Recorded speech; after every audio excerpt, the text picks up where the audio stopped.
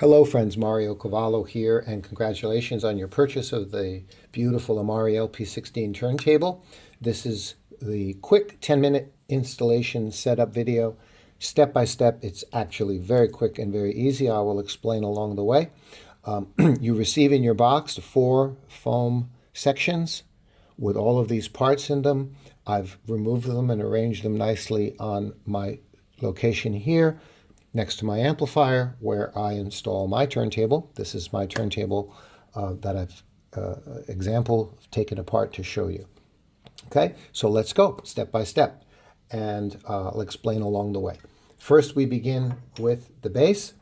This is very heavy, and this is all one piece. And notice the power supply for the motor and the electric motor control is right back there. You just plug it right back in there. Okay.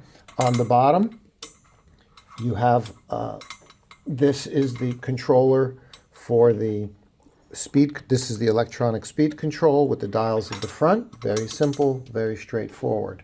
Okay, you'll notice the phono preamp goes here with the jacks in the back, but I've removed it. It's just a basic box.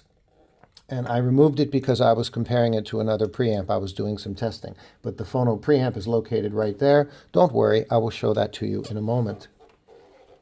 That part is very simple and basic. No moving parts. Okay? These 3 columns right here, the next thing we do is put the springs on top. Very easy. Now, notice this turns, so the height of each column can be adjusted, but they've already been adjusted. It's probably going to be level. You can turn it a little bit because, you know, you're going to check it, make sure your plinth is level. It should be level, but if not, you just turn these a little bit, adjust the height of each column. So the 3 springs go on, and then the 3 cylinders, 1, 2, 3. You can see they're on the spring, okay? And the very next thing is the beautiful plinth, which is the second main assembly, and it's heavy. Here is the beautiful plinth, one solid piece. There's your motor. Take the foam cork out of the bearing spindle, and very clean and neat.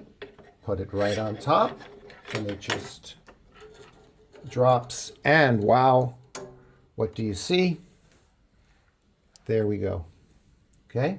And now you have your floating platter. Okay?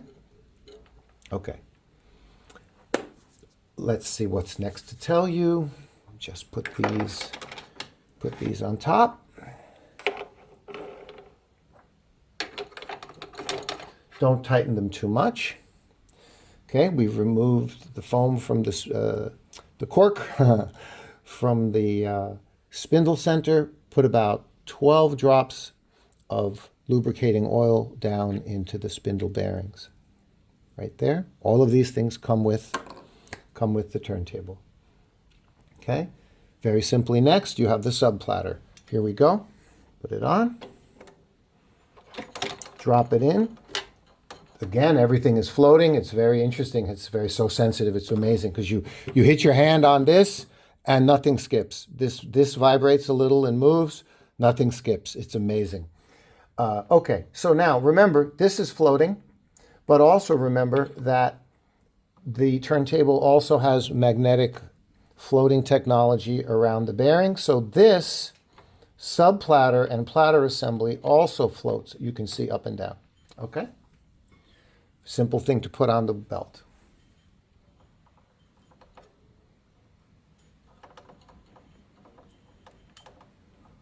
And of course, turning the belt. There we go. Quickly, the belt lines up. Okay.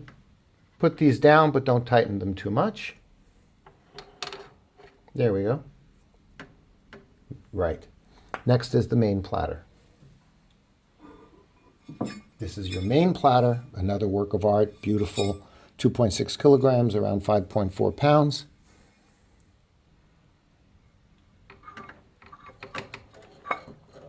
And the springs were set and the height was set for all of this weight here, just like this, you see.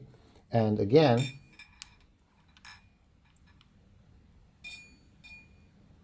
hey,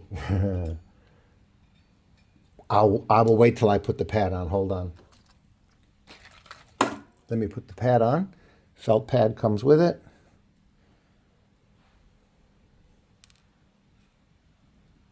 Okay, level in this direction and level in this direction. Good. Okay. Next to tell you is about the tone arm installation. Very, very important. Okay, because the tone arm comes separate. You have this little,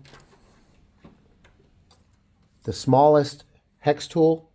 You loosen the 2 bolts on the sides of the base of the tone arm, because you will drop the tone arm in separately. There you go. See, just like that. Very simple. The whole tone arm wire with the RCA jacks, drop them down there, and they plug into the phono preamp, which of course is very straightforward, and I will show you that in a moment. Okay, so you drop the tone arm right in there.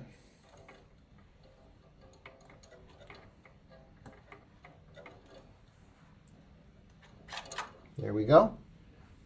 And of course, you want to make sure it's straight. But before you tighten the tone arm down, you have to adjust the VTA. You are most likely going to put a better cartridge like I did, Nagauka MP110, or even better, MP200 or Audiophile Bronze or whatever you have in your mind. You're going to put a different cartridge. The height might be different. You want to adjust your VTA. You use this tool from Amari. Make sure your tone arm is level. Very simple again. On the back of the tone arm, you will see 1 long screw up and down, and you put this hex nut right there and you turn it left and right. This will adjust the height of the tone arm, get your tone arm level. And after you've done that, then you tighten up your 2 screws to lock your tone arm in place. Your VTA is adjusted. Makes sense? Okay. And basically, we are very close to being done. Very important part to show you. As I mentioned, you see the 4 screws. You can imagine the phono preamp is on the base underneath where I removed it from because I was comparing it to other phono preamps. Okay. Very simple, the tone arm wire plugging into the back and the ground wires. This is very common. We have wall wart 17-volt power supply right here into the back of the phono preamp. This is an excellent sounding phono preamp. Even this one, not super expensive, right? Very good sound.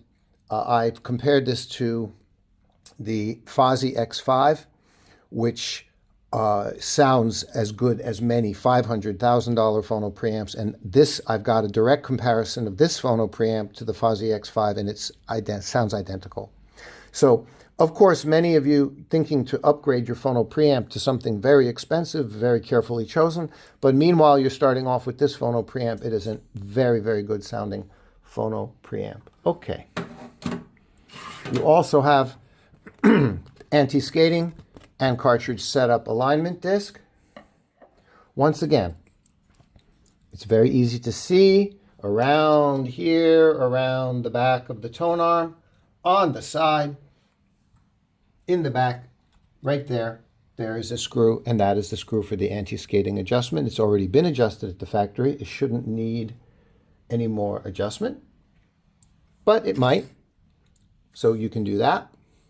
And then likewise with your cartridge alignment here on the outside and on the inside, my cartridge is slightly turned inward. Everyone's going to be a little bit different. Okay.